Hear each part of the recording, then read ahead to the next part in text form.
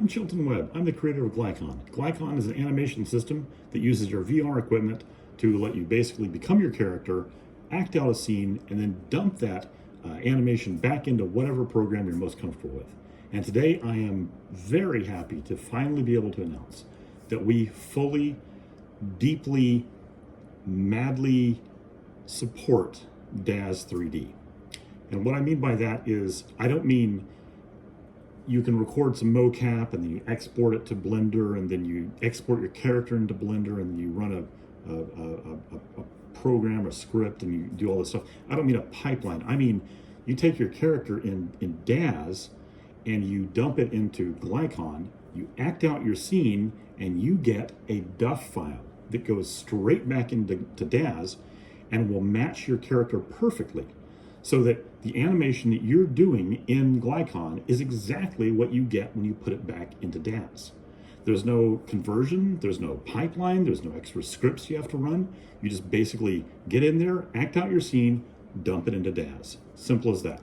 I'm going to show you that right now. So what I want to do is I want to take this character and export it. Now there's some instructions on the website in the Daz section, which hopefully I'll have online by the time you see this video, that will explain exactly what settings you need to use. It's real simple. It's basically just turn everything on, export it. It's simple as that. So then you export that into a special folder. Again, on the website, I'll show you where it is. And that's all you have to do. There's nothing else that you have to do to set up any of this stuff. Then you just put on your headset and you become your character.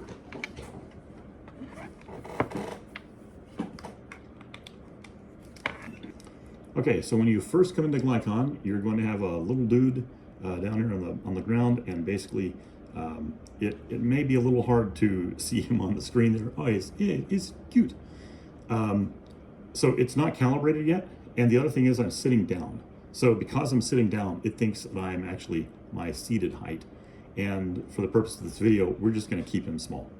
But to calibrate it, you press the lower button on the right controller, and I'm going to do that now.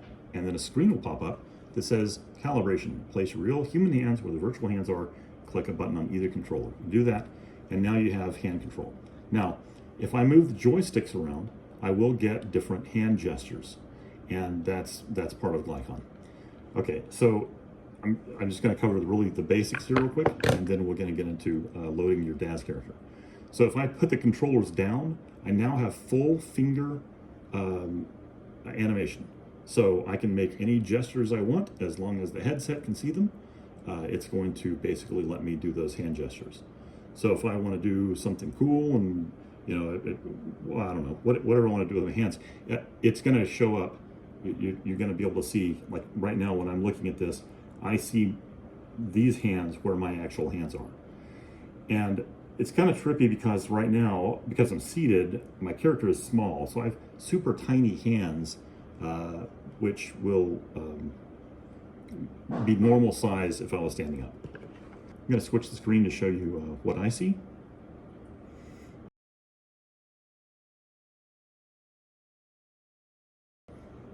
All right, so this is the UI, and it's really simple. It's a little floating palette that you move around. And we're going to go to Custom Avatar, and I'm going to go grab my character. And in this case, I've named this one a new Daz woman. So I'm going to click this, and it will load this model. Now, it's going to give me a progress thing. Around 50%, the program is going to kind of stall out for a second while it's doing this, and it's going to load your character in here. Okay, so this is what I see in the big mirror that I'm looking at here. And if I make the UI go away, I am this person now. Now again, I'm seated, so it's kind of a weird setup here with the legs. If I was standing, it would look a little different, but if I was standing, then I would no longer be in the camera here. So what I see though is this.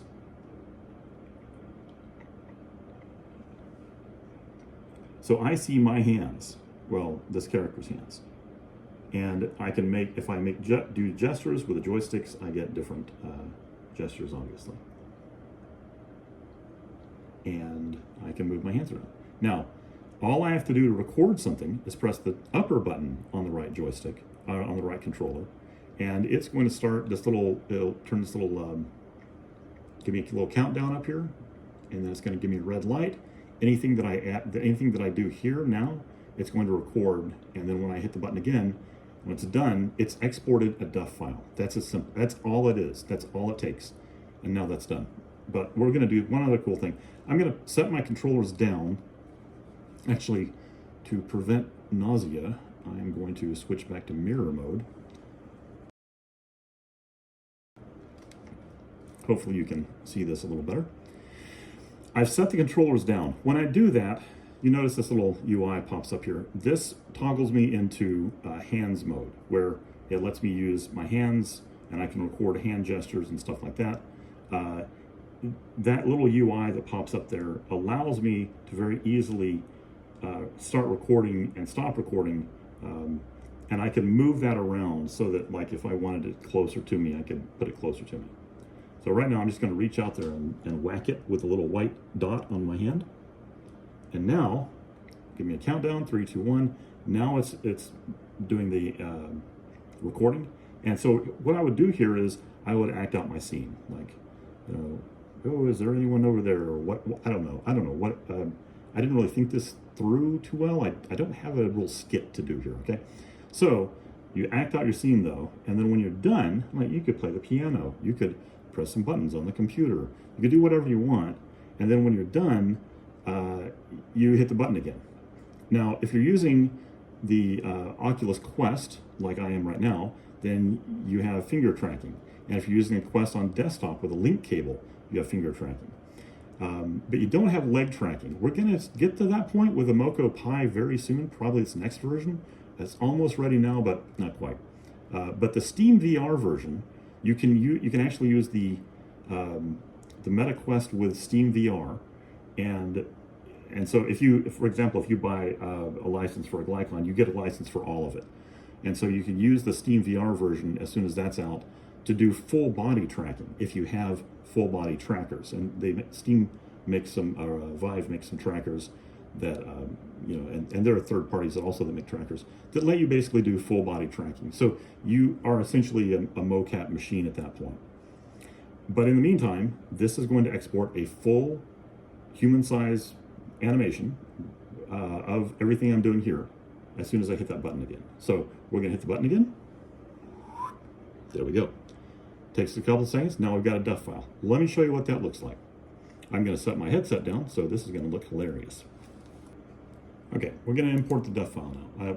We don't really have to import anything. We just select our character here, and then we're going to go to Glycon folder.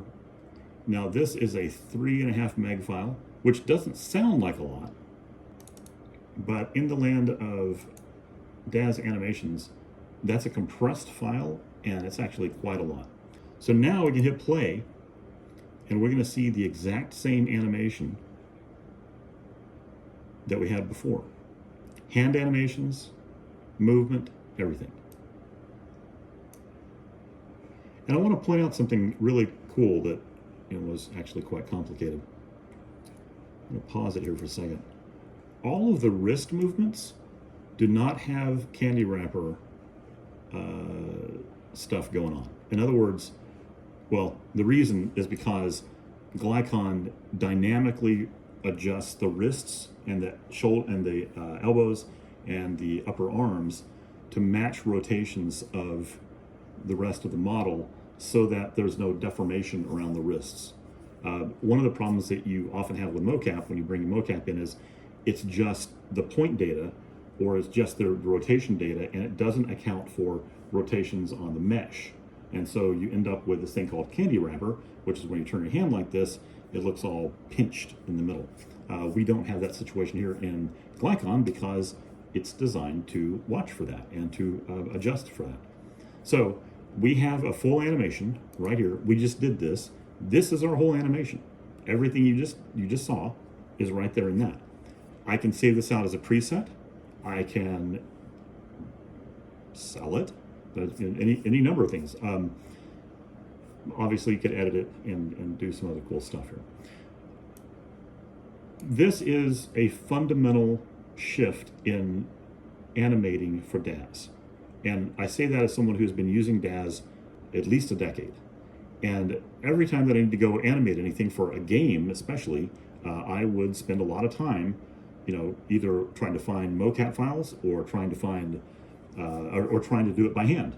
And my hand animations look terrible. And actually, that was one of the reasons that I created Glycon. Was one of my Daz characters looked bad in a game, and I thought, wouldn't it be cool if there was some easier way to animate all of this stuff? And then I went down this huge rabbit hole, and that was 7 years ago. So what you're seeing right now is a result of literally months, if not years of work trying to get the Daz thing to work properly. And now we actually straight up support it. And I'm so thrilled about this. I just have to remember now where I was on my game development when I went down this rabbit hole. Anyway, for more information, feel free to check out the website. It's glycon3d.com. And if you're a Daz user, I'd love to hear from you, and let me know if there's anything else I can do or add for you that will help you in your process of animating things in Daz. Thanks, and have a great day.